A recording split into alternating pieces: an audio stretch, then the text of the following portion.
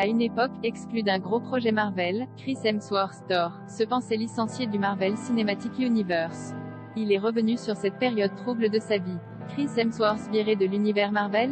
C'est ce que redoutait l'interprète du dieu Thor dans le MCU. En effet, il fut un temps en 2015 où tout le monde ne parlait que d'un film à venir, Captain America, Civil War, dans lequel il ne figurait pas. En conséquence, Hemsworth se pensait exclu de tout.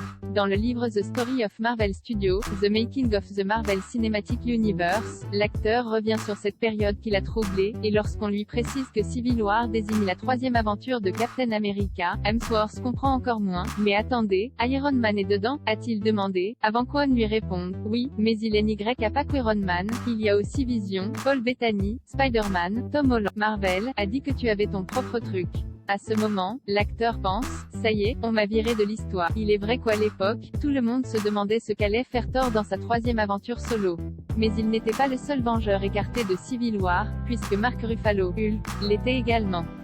Personne n'imaginait alors pas même qu'il allait tourner un long métrage ensemble, Thor, Ragnarok.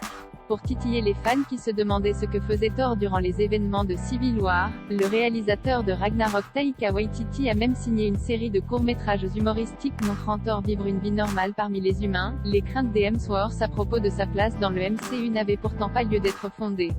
Les deux premiers Thor avaient rapporté 1,04 milliard de dollars, là où Captain America 1 et 2 étaient à 1,08 milliard, soit peu ou prou la même chose.